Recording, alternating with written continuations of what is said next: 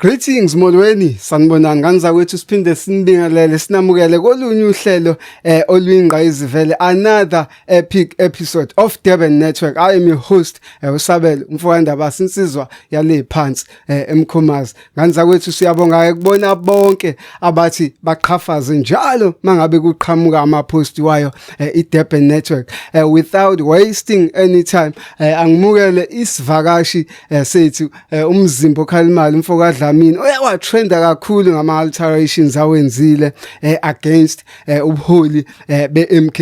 Mfokadla mina siyakubingelela studio. Ngiyabingelela kubabukeli beDurban Network obingelelayo uAndile Michael Dlamini omzimbo Khalimali odabuka endaweni yaKwaNongoma noPhongolo lapha dabuka khona owakhele ifunde ezimbili. Umzimbo Khalimali ke umelapho wendabuko. Yes sir. Umelapho wendabuko nje aphinde bekhona la kwipolitiki. Sangena hlehli thina. Noma sekufika ama challenges ekubanele ngabe uyahlehla kodwa uhlehli into simasiqalile siqalile kuyoze kufike egcineni lapho kufika khona egcineni. So ke ngidabuka endaweni yaKwaNongoma lapha esigangeni kodwa sengineqhokovane ngilakhela ubaba ngoba phela insizwa ayibi nayo umuzi iba nomuzi einganeni zayo umuzi kababa lapha esiphambanweni lapha engizama ukwakha khona nakhona lapha eThekwini ke ikhona indawo enginayo. Ngiyabonga. Khehla ngale ukuchitha isikhathi mfowethu sokhumbula ukuthi emhlanganweni okade ukhona ninawo lapha yakubhotha ni structure ezihlukene sikhuluma ngabalaphi bendabuko istructure sabo istructure zama region ahlukahlukene benikade nginqume ugwayikatiki ebuholini beMK ukuthi cha within 7 days nifuna ukubona kwenzeka something for which something has happened. Are you happy with the results? No, ngihappy ngama result ngoba besikhomplayina ngezinto eziningi engahambi kahle. Yes. Uzokhumbula ukuthi besingena ko live sikhulume sithi abantu abajoyini MK simemeze emaredweni senza ama motorcade. So ngitrendile kodwa mina bengeyona inhloso ukutrenda. Ngimbe kuyinhloso ukuthi kulungiswe. So ke ukube abantu bepolitiki bahlale bebusy. Yes. Ungazi ukuthi umuntu akakufaki ngani kuleyo busy yakhe nawe ube ingxenye yebusy. Mawuthi ukhuluma nawe umuntu akutshela ubusy. So ke noma ke ngiphatheke kabi ukuthi izinto engikhulumile bekumele sikhulume internally. Zangaba internally zaphetha seziwa abantu abayizitha. Abanye bebesizakala ngalokho. So ke I still stand ngi-MK. Ngimember in a good standing engakukhuluma ngakukhuluma futhi angidingi ukuxoliselwa lokho mangibona isidingo sokuxolisa ngiyoxolisa mina. So ke saba khona sakhuluma but I'm happy ngendlela okwenzeka ngakhona. Futhi ke nalabo abangenile njengoba seyama ground force sizoba monitor nabo mabengenzi kahle futhi sobatshela benzi kahle. Kakhulukazi kubukeke ngathi kuneyinkinga ezinokuba khona kwiMK for which one of the highlighted issue within the MK ukuthi kukhuluma nomba abantu bagcine sebengazi ukuthi ikona kuphi kufanele bakulandele okuqhamuka kubani. Mhlawumbe ungathini kuloko? Ayukhona uspokesperson weqembu wemklamulo ndlela kuyena okhulumayo. Ukuthi njoba unqamala laphosa lenet ayiphosa wayiphosa yadonsa yonke into yabezadonsa nathi siyabe lapha bendabuko sangena. Ngizwile ke futhi nabanye ke bekhuluma lapha begeqa amagula bethi inyanga ayihlehle inyanga kwakumele basitshela hlehle eqaleni phela. Uma ngabe senza izinto kwakumele basitshela hlehle. Uyabo khuluma nje abanye obabona uDofafabulane lapha bekhuluma lapha adlali la adlala azele ukuzodlala la. Sizolungisa iCountry la. Njengoba solungisa iCountry akekho ozodinga ukuncengwa. Indaba yokubhebisa ithi omunye hayi awilandela ke protocol awilandela adlala iyo lento elandelisa ama protocol yenza ukuthi izinto eziphume esandleni. Lana adlali la sizolungisa isimo. For instance umkhwanazi wavele wasuka kufaka iregalia ye tax force wahamba uyokhuluma lapha. Ukube kuthiwa umkhwanazi akayenzanga le yanto wathi ulandela iprotocol ngabe imadlanga commission ayikho.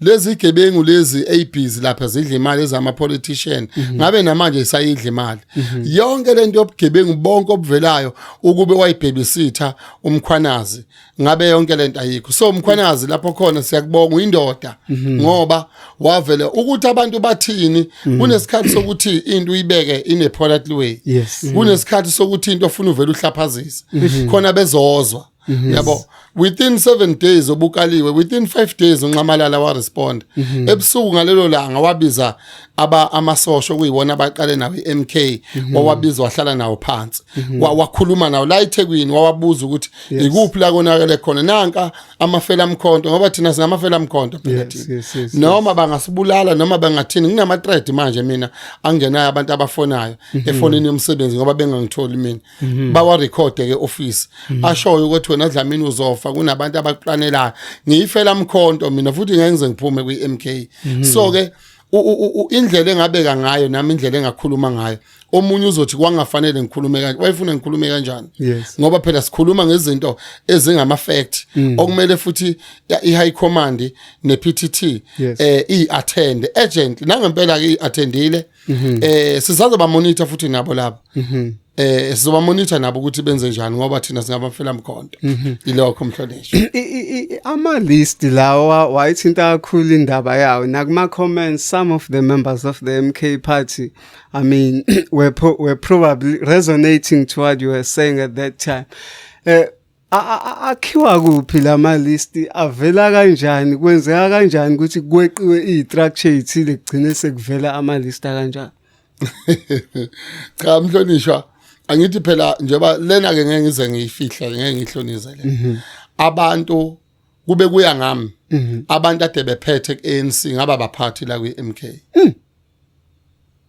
ukube kuya ngami cela ukuyiphinda le ukube ukuthi akuyingami ongaba baphathi ngoba ngeke mfowethu ube neteam edlala ehlathini idlale le team idlale le team inyuke ngokweligi yabo iye komvela inyuke le team izifika kuPSL mayizifika kuPSL aduwina ngabo bonke labadlali from usuka lapha ehlathini osuka khona bakubona wavelela mawuzu kuPSL usuyabakhipha laba badlali abasekho right laba badlali usugijima ya kuSundowns uyolanda abanye abadlali ugijima ya Kaizer uyolanda abanye abadlali ugijima ya Pirate uyolanda abanye abadlali awusabethembini labo oqale nabo ukudlala which is unfair kulaba osuke nabo unfair phela labo ukuthi usuzohlishwa ibench wena kodwa ubuqalile lapha wayibonakalisa ukuthi you are probable ukuthi ungakwazi ukuthi uphushe umsebenzi uma ngabe sekufika abanye sebezokuthiwa ayike wena usuzodlala uposition 9 wena usuzodlala uposition 7 wena usuyovimba bonke laba kuyibona bona okusuke nabo ehlathini laphana kukade gijinywe iqintini ekugijinywa phansi laphana kucentwa kuzanywa kungekho ground elihle yonke into ibheda kuphathaniswa ngoba nakho team siku PSL ayisababoni labadlala adidlala ngabe capable ukuthi bangakwazi laba bakhona abadlala idlalwe ngabo ofikayo akayibhenchini uyobonakala isikhala sakhe emazivela one of the thing ekasho umshiphene some interviewer on the very same day wakhuluma ngokuthi ku-MK kusetshenzwa kakhulu ngama interim structures luthi inuvo lwakho ngokungabi nobuholi obunethem ethize kodwa kuba ukuthi ubuholi obubekwe okwesikhashana wena uyangidonsa wena ungidonsa ukuthi ngikhuluma izinto engafanele awekho ama interim khona ama interim structures ukuthi wonke umuntu okhona ubambile ngoba iqembu lisakhanda ukuthi angisafuni ukukhuluma izinto ezizokwenza kube ngathi ngihlambalaza iqembu kodwa ukube kuthiwa ngiyakhuluma nje bengizovele ngisho izinto ezothusa noma ubani ngiyazi ukuthi kwabantu abaningi laba bathi bona baya esikoleni bazi ukuthi bahlakaniphile uma uyinyanga nje uyisidomu nje uyisidididi kanti kunabantu abazalwa nokuhlakanipha kwemvelo njengo president wethu akasiqedanga isikole maye besho ukuthi wagcina kwa2 kodwa wayifundisa yena wafika lapha khona ukuhlakaniphe okwemvelo futhi uphiwe iwisdom newisdom yokuthi alide abe leader by the nature uzalwe nakho so ke kunama interim structures engicabanga ukuthi ke okuyibona ababa nombono wokuqala iMK banezizathu eziphathekayo ukuthi why kube nama interim structures ezinye zezizathu lezi zokuthi uDlamini mayibekiwe ku structure khona engasenzi kahle ngoba interim bakwazi ukumtshela ukuthi Dlamini okwamanje besicela ukuthi uthi ukushenqa kancane sinike bani position ngoba kuyona ipermanent structure ngeke azanqabe ngeke azaresist uDlamini ukuthi angifuni ngoba iposition yami no ingakho ke lokho kuyasiza ke lokho ukuthi ke angabe bikho ama permanent structures ngoba uyakwazi ukuthi umuntu ndibuka nje ubaba uMpungose usebuye kathathu yes futhi unqamalala neteam anayo bayayenza lento yokuthi bakhiphe bese bekumonitor bekubuka ukuthi uzodinwa kangakanani inhloso yakho uzela isikhundla noma uzela uzokwakhe uMpungose usebuye kwesithathu akathanga ngoba nakho bamkhiphile wahamba wathi hayi mina sengiyojoin elinye iqembu uhlalile wanikwe ezinye izinto wazenza ofuthi ke I'm happy mina ukuthi iqembu lenze leyo nto leyo ngoba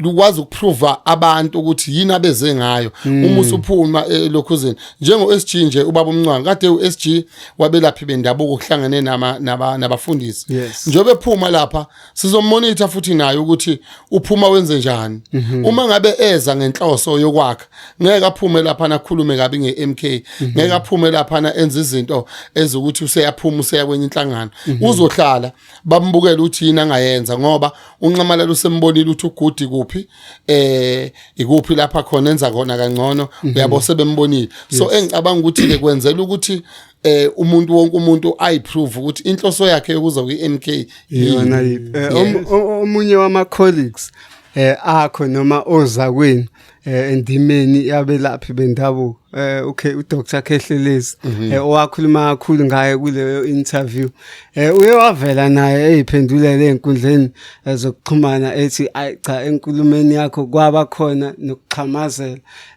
kwakhona nezinto wazikhuluma ekwakungafanele ithini uvo lakho wazi wathi angijwayele icamera angijabulisa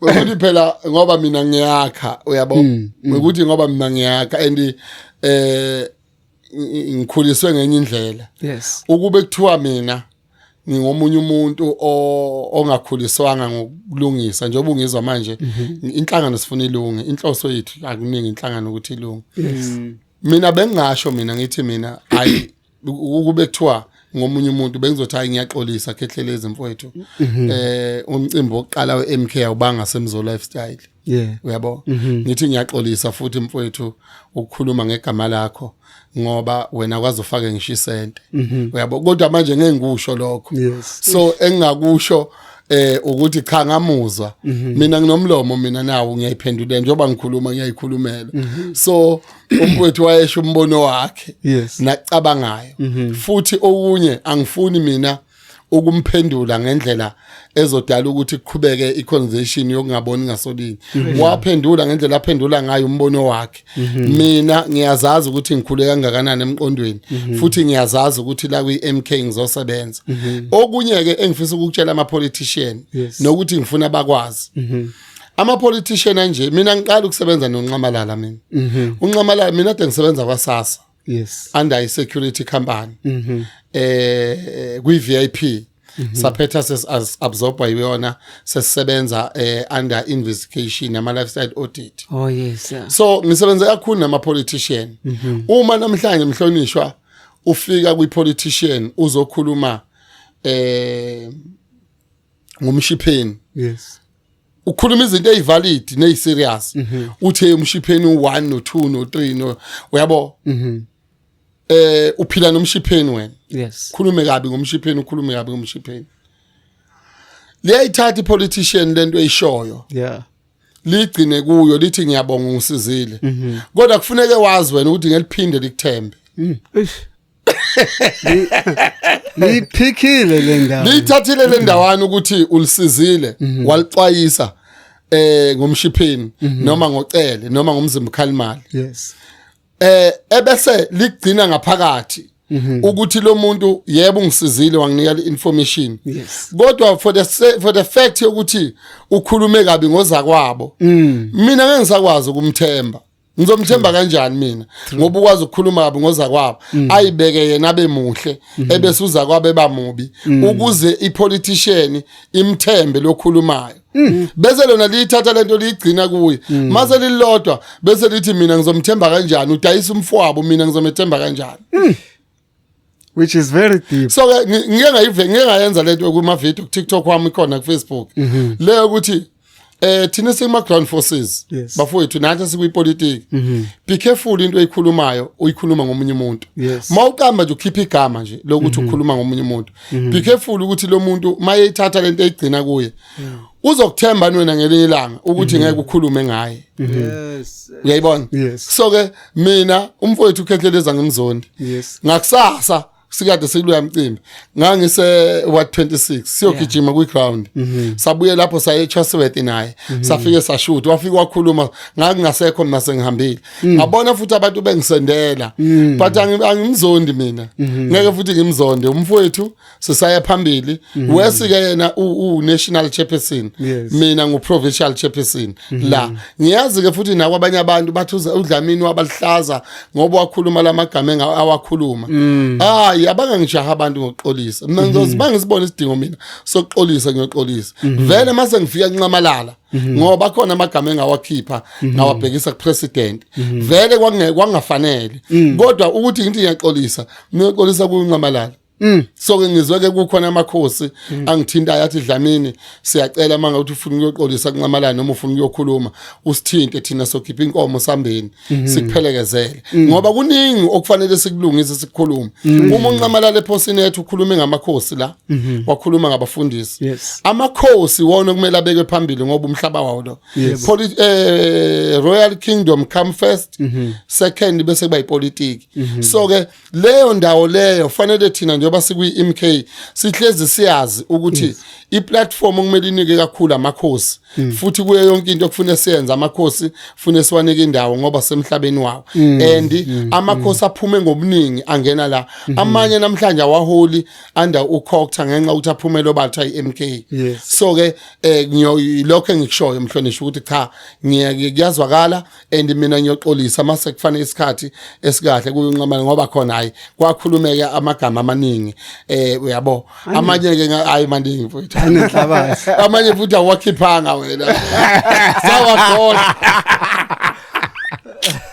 sawakhona Mhlawumbe mhlonishwa ake sibheke kakhulu one of into eyasho abantu kakhulu under the clip wakhuluma kuyona ngokhehlelezi under also the clip whereby you were saying ukuthi wena usukhipha waluza imali engangano 2 million engaphezulu ka 2 million abantu bakhulume kakhulu under lawo ma post ngokuthi kanti ukwenza kweni lokhu nani gaqele izikhundlani so ngizamke ekutheni igama lezikhundla lagcine sekuyilo eliningi around lawo ma post as comments kuthi lithini uvo lwakho laba bakhuluma ngezikhundla abasimele kancane speeds team laba bakhuluma ngezikhundla abasimele kancane speeds team lana dlali la sizolungisa la uyazi ukuthi mina ngokwami ngifisa uma kuthiwa kuvela into yomsebenzi nje noma yini evelayo uhanjwe kuye kubantu wathi upresident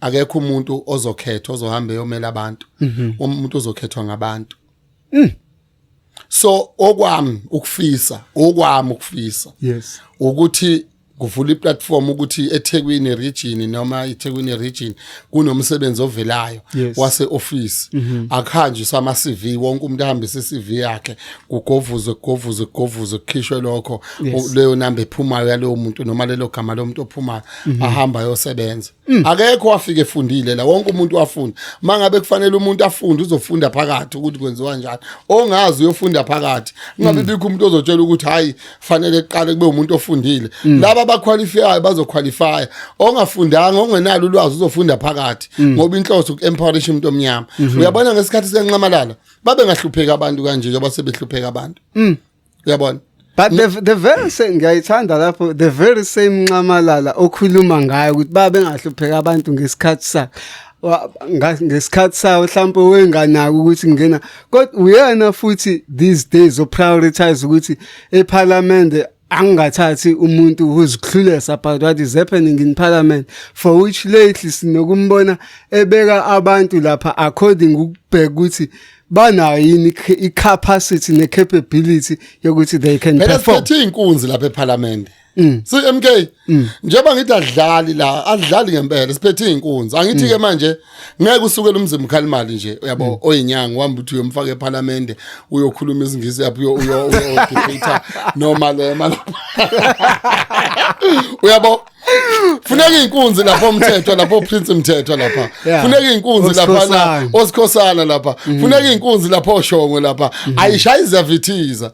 Angithi manje lapha laba abantu uyababona ukuthi ba serious. Akudlalwa lapha. Lapha uNcamalala ngiyamncoma lapha. Yabona lo president akekho omunye mina ngiyomthanda njenga upresident owakwabusa eSouth Africa umthanda njengoNcamalala. uNcamalala neteam nayo bayabheka ukuthi okay wena ugudi la asikuposition kanje. Mina I'm happy ngaleze ilapha eParliament. Yes. I'm happy mazi kubuza umbuzo uyabona ukuthi ubuzwa o-advocate la. Uyabo. So ke si happy thina ngabantu abalapha eParliament ngoba bazolungisa isimo laba bantu. iMK lapho kufuna uprove khona ukuthi laba abantu abafakwe lapha eParliament angithi uyabona kubona bonke abantu abakhulumayo kukhetha abantu abathile aba represent inhlangano. So ubaba nje uPrince Mthethwa mayekhuluma ngokubuyiswa komhlaba okuyona into ebalulekile nokuthi umuntu omnyama akameleleke, umuntu omnyama akabe ngcono njengalabo abangcono.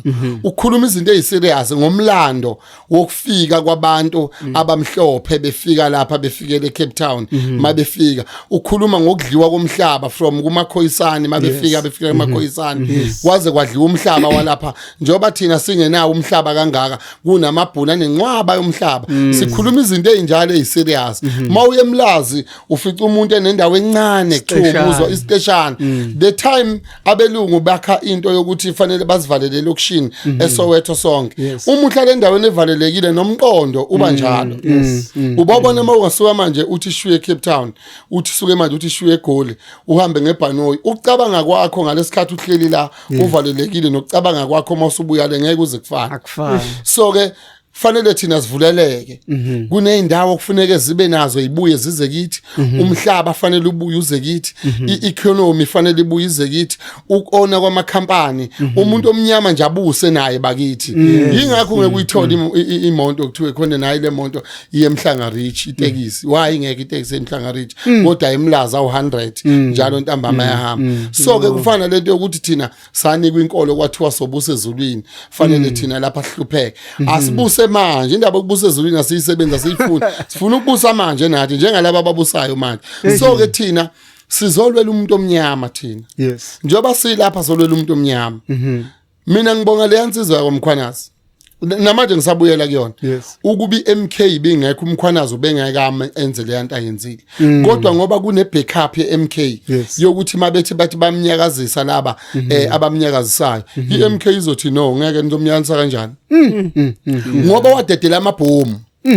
Okuyiwona limaza isizwe. Ngeke ngakhuluma ngelinye ilanga ungi-interviewer silapha na Point Road sikhuluma ngemashi yemashi and mashi kumashwa lapha. Ngathi mina even isystem namanje ngiyayiphinda le isystem yokufunda yethu iphuwa ngendlela eyisimanga. Akufanele ngabe thina sisafunda theory from grade R to grade 7 from grade 7 to grade 12 for 3 years 4 years usafunda theory. Yingakho kusuka abantu base Mozambique, kusuka abantu base Malawi, kusuka abantu base bakulamazwe ngaphandle ko Botswana beza la bafike bakhanda imonto. Othisha bethu no nurse no dokotela no bana bakhona imali yabidliwa abantu bokufika abacapable ukwenza ukubeka iblocks bakhindla abacapable ukukhanda imonto engine uyiqaqi bakhona abala abayenza leyo msebenzi. Angimele ngabe yenziwa abantu bangaphandle kepha ngoba thina sibanjwe ngeeducation ephuwa yokuthi yonke into ofuna ibe itheory. Into oyifunde ngetheory nento oyifunde practical uyayikhohlwa itheory kodwa oyifunde practical ngeke uyikhohle ngoba uyenza ngezandla. Mhlambe Dlamini usase lapho.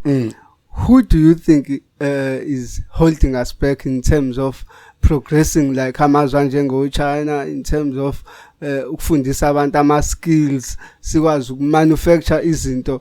Ubani lo sibambile? Ilezi dide ngama-politician eziziholayo.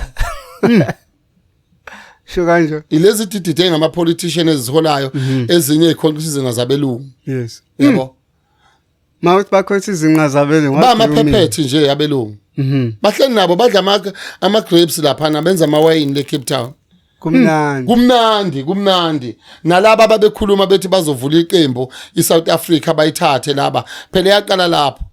Yabo namhlanje sinenkunzi lapha uphakela umthakathi umfoka ndabandaba. Siyamsupporta futhi. Mina nje ngiyamsupporta. Ngenza ivideo ngathi umphakela umthakathi someseka. Vele someseka. Namhlanje kwanongoma likhi ifoneni uzofica ngenawo amaphepha lapha. And kuleyo kasijiki asincengi umuntu. Abantu abangenamaphepha bahambe eSouth Africa kusala banamaphepha. Abathola amaphepha ngefraud njengoba beboshiwe nabantu eSIU sibonile nje kukhona abantu ababophayo. Kufanele bonke abantu kwa approve ama visa abo, kwa approve ama passport abo, kwa approve ama ID abo, be approve under the leadership of those officials ayekade khona. Fanele reveal back labo bantu laba indaba yabo funeka ibeke one side ngoba bakhona abantu abathole ama ID la eSouth Africa ngomkhonyovu.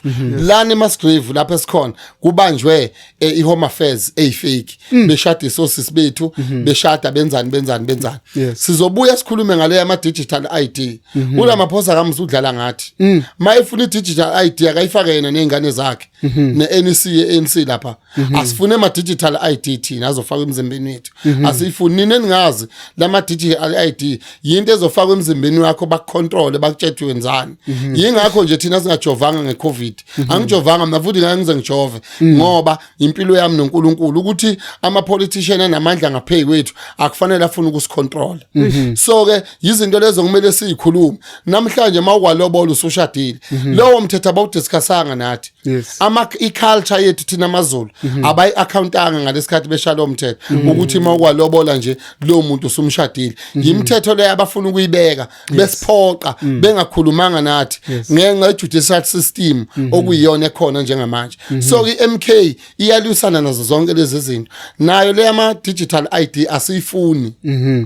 Kuthini ukuphawula noma sithini istand senu nabalaphi bendabuko ngalomthetho wakhishwa lately ukuthi indoda isiyakwazi ukushada ithathe isibongo salo owesifazane? Angithi ke manje lama politician ethangcolile amaphephetha belungu uyazi inhloso yini?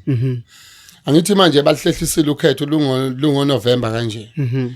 Benzela ukuthi manje from now to November laba abajola nalezi dididi zosisi bethu bakwazi ukuba nesikhathi esanele sokuthi bashade nabo beHome Affairs bashade nabo benzeni. Abanandaba nezwe laba abantu abenza lento. Kuthi mangabe kufika isikhathi sokuvota abaningi abama foreigner abajola nosisi bethu bese behamba beya lapha eHome Affairs ngo-R75 beyobashadisa bazobe sebe nama ID ngoba uzobe eshade nosisi wami usisi wami oyisilimo ongalicabangela izwe ashade naye athole iID mayesethole iID useyakwazi ukuyovota. Abacabangeli isizwe abacabangela amakhosi bafuna ukudla lelizwe leli okufuthi vele sebelidlile ngoba njengamanje babhizi bayashada nabo kuzothi mase kuthiwa kuyovotwa bagijime beyobhalisela ukuvota. Iyona into kumele ngabe siyayilwa manje ukuthi lo mthetho awurevile kabusha. So ngesikwazi ukulwa ngoba inkantolo ifuna imali. Enye into esishayayo thina eSouth Africa sinomona. Yabona manje mangahle sithi ake sihlanganeni siya ama South African sivule iaccount A1 le account sikhetha abantu abazoyimonitor le account uyi-DA uyi-IFP uyi-ANC unoma uyiliphi iqembu bese kule account siba nemali esiyifakayo wonke umuntu afaka u100 afaka u50 afaka u200 afaka u300 onamandla afaka u500 bese si-announce le mali uthi imalini. Njenge-AfriForum uma ngabe kukhona inkinga isho efana nale sihambe senkantolo.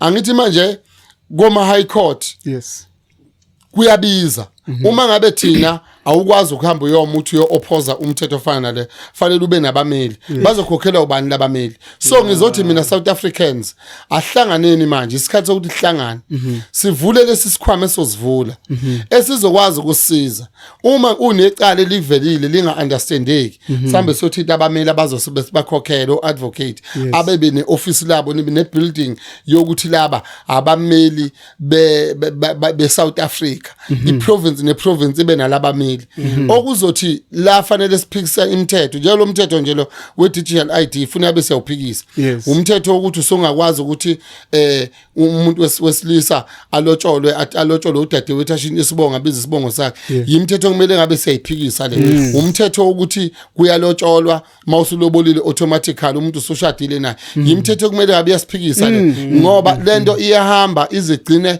ifike kwi gender based violence bethola abantu besilisa sebebulala abantu besifazana ngenxa yokuthi uneenga uthatha into zakhe ngokuthi wamlobola wasuka lo wawumitha kwenye indawo base behlukana useyabuya lo uthi phela wangishada ngoba wangilobola nje usengumyeni wakho useyasuka indoda ithatha isibhamu yambulala ngoba usefuna ukudla ama asset akhe automatically lo mthetho uyasilimaza thina so izinto kumele sizikhulume lezo ukuthi zi wrong ukushadana kwabesilisa bebodwa siyazi ukuthi lokho kwaqhamuka ngesikhathi sikaThabo Mbeki thina ukuphawula kwenje ngabalaphi bendabuko nizozala kanjani ingane lapho yenziwa kanjani inkonzo yasekamereni indoda nendoda yenziwa kanjani inkonzo yasekamereni umuntu wesifazana nomuntu wesifazana mina ngokwami nje lokho mina angikuzwa kahle ngoba phela thina sine culture thina sinenkosi la sinesilo thina uMisuzulu kuwese ke manje sesino chance la kuZondo noNdaba uNkulunkulu wami angazwi ukuthi isilo samtholaphi uNondaba uMancinza inkosi uMancinza owuchancela akekho nje kuyimanje ule Angola uze Angola uyowakha ubudlelwane ngale laphana yabona lapha kuZondi inkosi uZondi liyabuyiza lapha balebuye balanda isilima kungizwe uNkulunkulu wami basibeke eduze siyakhahlela siyashaya senza nje kuthiwa uhlanya luyakhahlela uhlanya lwethu ungizwe madoda ngisibone ezingena sikwastiyeze simkhomba kanje umlungu ngathi awulabuyizwe madoda ngathi kube ngiseduze ngabe ngiyamlekelela yingakho phela thina wathi noma eboshwe ungizwa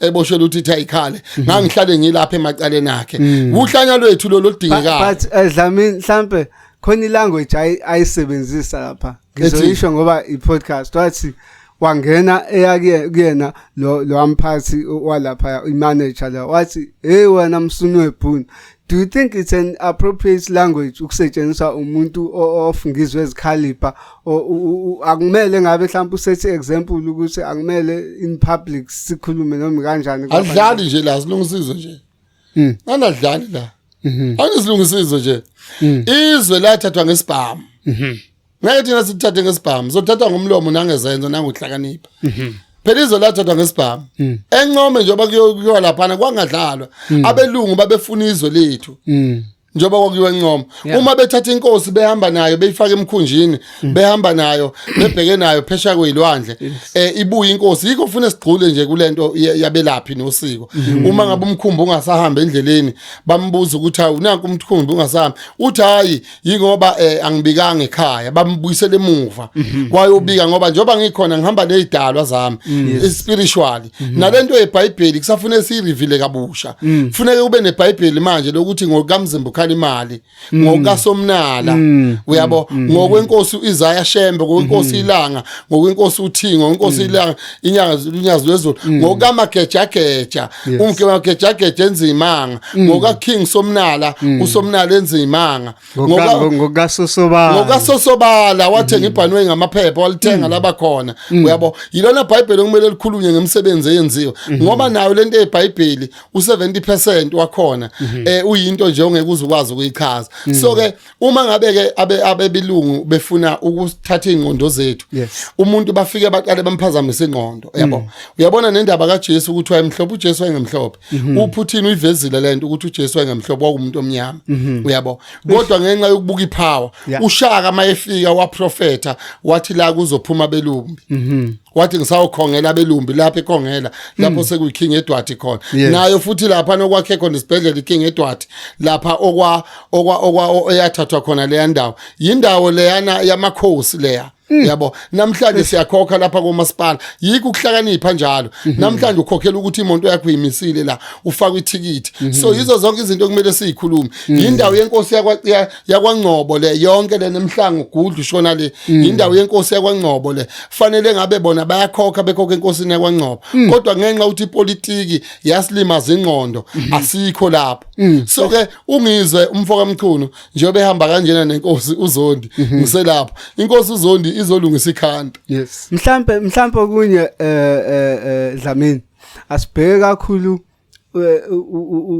inkosi yamaZulu nje singayi kwezinye mhlambe inhlanga yesisilo khona into ejwayele ukushiwa abantu ukuthi okuningi anako ukuthola kuhulumeni so khona into angeke akwazi ukuzikhuluma against uhulumeni njenganazo lezi zomhlaba ngoba ukhangeza kuhulumeni lithi nuvo lwakho lapha lutho uvo lwami akufuneki inkosi ikhangeze ekhulumeni fanele inkosi kube yithini sibhekayo ukuthi yini esingayenza siyenzele inkosi sibaningi ngapi thina la ake ngikhulume ngeKZN yodwa singama million thina uma thina singathi thina siyimisele ngokuthi inkosi yethu ingakhangeze ekhulumeni yinto esingayenza ngeminute leyo thina yinto esingayenza ngeminute thina njengoba ngithi mina kube kuya ngami besovula isikhwama bese sikhetha abantu esibabonayo njengo Jacinta Gobese njengo Phakela Umthakathi njengo Zwakele Mncwango yes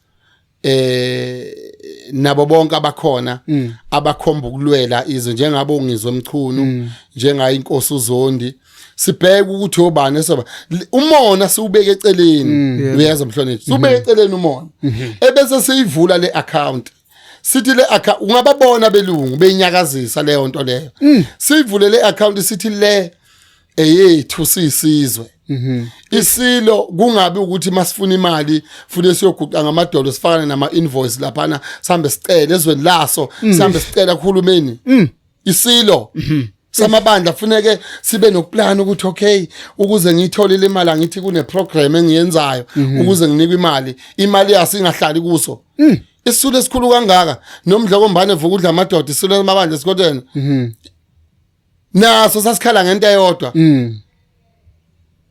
udlukene nendaba odluke emanqulubeni kwaze amanqulube bikela babekhala ngento eyodwa bonke amakhosi akhala ngento eyodwa bantu bakithi asivuleni ingqondo manje asivuleni amehlo sikhulile manje siyakwazi ukubona izinto ngesejulile uma ngabe beza laba abamhlophe bafike bahlangana nalabo ngoba phela sekhona abantu abamnyama sebephiliswa abantu abamhlophe yes abathi bona mabe benefita bona bangacabangela abanye abantu uyabo so thina kwethu ukuhlangana isilo sethu akufanele sicele sihambe sicela isilo sihambe sicela so khumbula ukuthi even naye umdloko mbane before ezosithele esizweni sakhe khona la akakhuluma kwipodium ethi angiyincengile kwayileyo mali yabo okwakuveza ifrustration ayenayo towards ukuvimbeka kwakhe kwenkululeko yakhe ngoba naku naba phela abantu bayamkhangeza amakhosi awu 360 asinawo akufanele ngaba amakhosi awanawo ama private jet akufanele ngabe isilo sethu asinayo private jet yaso ku wrong lokho very wrong ku wrong lokho isilo manje mangabe kufanele sisuke la eThekwini siphuthume emashobeni siphinde sisuke emashobeni siphuthume eMpumalanga kufanele sithatha ama-hour sihleli phansi kodwa sibusa isizwe esingaka it doesn't make sense amakhosi akufanele ngabe uyazi asiboke emhlonishwa sithola ithuba sithi nje sivakashela amakhosi ubuka ihlazo kwamanye amakhosi imiza nawo ubona inkosi ihamba ngemonto obonayo ukuthi lo akufanele kufanele ngabe isizwe thina siyisizwe sinemali esidonateayo siyifaki bese sikhwameni kukhulunywa ukuthi sinawo nje 50 billion noma 100 billion noma 500 billion lowadliwa ngeCovid kukhulunywa ukuthi sinawo nje ohleli kwi-account kodwa unyaka nonyaka mfowethu shintshe imonto shintshe lamakhosi kodwa enye inkinga ekhona wemfowazana mina abantu bayakhala kuzwakele futhi ukukhala kwabe enkundleni zokuxhumana nabantu amakhosi abukeka engasabasebenzeli abantu indawo eziningi sokhumbula ukuthi zingamelwe ubugebengu zingamelwe amanye nje ama irregularities ahlukahlukene okuwukuthi bakhala ngokuthi bagcine bengaboni nanokuthi inkosi kwayilo 20,000 eyohola kakhokta iuholelani because abayiboni iparticipation yenduna yamakhosi kunakalephi ngoba labantu babe engine yemphakathi yakithi uyabona mfowethu lento singayikhuluma kushona ilanga masingayikhuluma okokuqala kufuneke ukuthi amakhosi azi ukuthi yipi irole okumele bayidlale asiyeke ke inkosi asikhulume ngabantu abaseduze kwayo ake sikhulume nje ngalezi zokuthiwa uphakela umthakathi ngabona nje enye induna ikhuluma ukuthi umphakela umthakathi basi nenkinga kaphakela umthakathi kwanongoma asinayinkinga thina aphakela umthakathi kwanongoma uphakela umthakathi ukwazi ukuthatha abafana abancane abadonsa ababeke lapha abatshela ukuthi mawukhuluma nomuntu omdala usho ukuthi awumani ukukhuluma uqondile njengami njengoba ngumzimba Khalimali mangikhuluma nomuntu omdala ngiyathoba mina ngafundiswa ekhaya emuva mina ngicela kufanele ngabe kunezikole ezikhona ezifundisa umuntu nomuntu ongaphansi kwenkosi uthi ufuna ayiphathe kanjani kufuneka enze njani yini okumele ayenze yini okumele angayenzi so ke le oyithintayo yamakhosi ukuthi abanye abantu babona sengathi naleyo mali le akufanele ngabe uyayihola kufanele ngabe kune security emphakathini into okumele ngabe yenzeka le security eqondene nomphakathi yokuthi lena eqondene nomphakathi le ebheka yonke into ekhona makufika umuntu afike lo muntu ethulwe ukuthi nangu bani owakuphi umuntu ozokhonza enkosini njengoba kwenzeka kithi mawuzokhonza bayabuza ibackground yakho usukaphi bese kuyahamba kuyobhekwa la usuka khona ukuthi awukhona umonakalo owenzile nje obukhona la nje obukhona lapho uzokwenzani uyiphethe kanjani yonke leyo nto leyo so ke kuningi mina ngicabanga ukuthi sodinga usuku lonke masixoxe ngoba lezi zinto esikhuluma ngazo zi-serious so ukubuya ke la ekuthenini amakhosi ayahola kufuna ukuthi thina esiseduze namakhosi sibe nezinto ehlala phansi sibonisane ngazo iphele lento yokuthi kufanele wenze iproposal ukuze ubone inkosi makunezinto ongayitholi kahle nje fanele nihlangane nizinsizwa nenkosini inkosi yamakhosi kunezinto esingayiboni kahle mina nje kube kuya ngami endaweni esikuyo ngabe wonke umuntu okhona uyareport ukuthi ufikile la ufikile ubani uphumaphi uzokwenzana abantu abasendaweni baziwe into kumele siamende leyo siyenze ebese ngizothi ke amakhosi akufanele ngabe ayacela khulumeni kufanele ngabe thina sivula ikhwama eqondene namakhosi from isilo kuze kube semakhosini angaphansi kwesilo bese kuthi Eastern Cape inkosini yakhona namakhosi angaphansi kompumalanga wonke ama province wonke kube nohlelo lokuthi thina siyayikhandela into yethu iye phezulu ngendlela esibaningi ngakhona ayikho into okufanele ngabe siyayiswela sesivala nje mhlawumbe ikuphi ongafisa ukudlulisa kubantu abathanda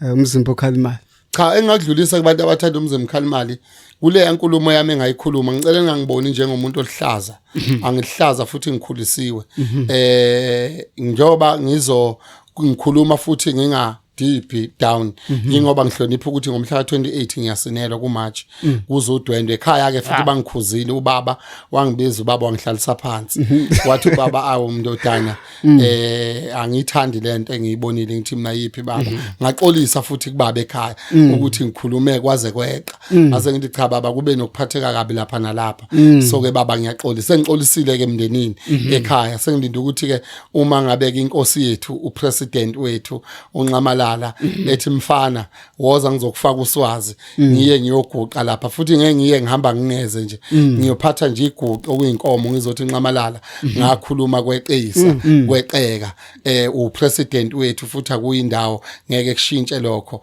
so ke ngizothi kuma MK amahle ma MK la ngakhuluma khona ngeqisa kwashelela ulimi ma MK ngiyazehlisa ngiyayithoba kodwa ke imanga bekufanele ngixolise ngendlela ekahle ngiyoxolisa ningangithathi njengomuntu ohlaza kodwa mangabe kukhona into ephuma esandleni engahambi kahle lindelani nje ukuthi uswazi lizoqhuma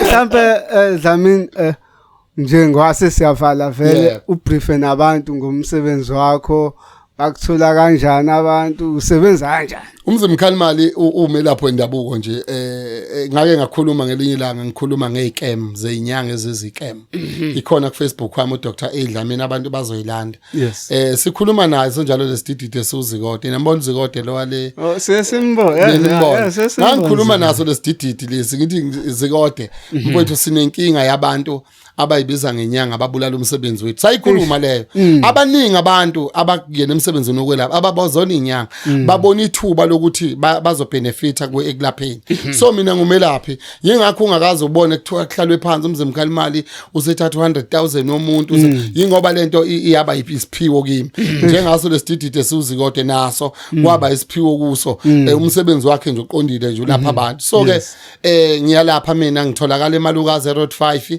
esigodlweni ngiphinde ngitholakala kwaNongoma ngomsombuluko lesibili ngwaNongoma bese kuthi lezi ezinye insuku bese eThekwini Malukazi Road 5 noma ungena ku-Google uyangena nje uthi Dr Edlamini Mzimba Khalimali ikufaka ekhaya nakwaNongoma esiphambanweni ngiyatholakala bese kuba uFacebook Dr Edlamini bese ku-Facebook ku-TikTok Dr Edlamini Mzimba Khalimali ngiyatholakala futhi bese kuba ukuthi inamba ke ngitholakala kuyo 072 77 46 107 kuningi ke nginakho nangomhla ka21 nje kulenyanga ngihambisa abantu emfuleni bayogeza abantu bawungena ngiyokwenza wona umsebenzi kodwa okuningi umuntu afuna ukwazi useyofona oyimisele umuntu athandeke nje ebe nalento njengoba ngibona nje imali enye sesikhwameni enye nayi ngiyiphethe imali nje akuyona inkinga yini indaba ngishona emanzini ngigeza siyobuya ngelinye ilanga futhi sizoxoxa ngomsebenzi wami nokuthi kubaleke ngani ukugeza nje kukodwa ngoba kuyenzeka umuntu ahlangane nabantu abaningi abawu1000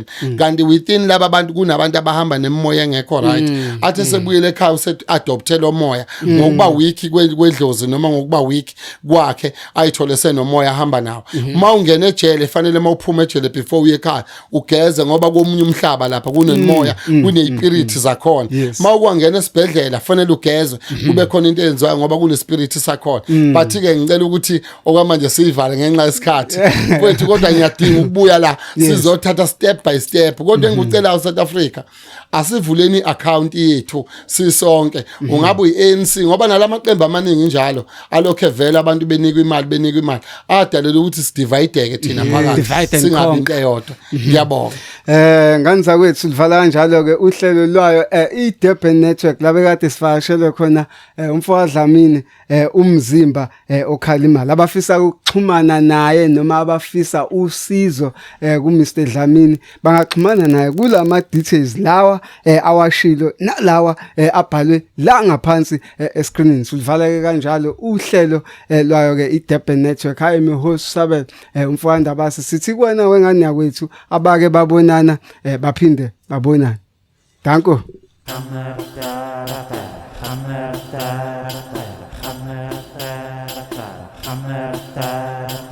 Hammer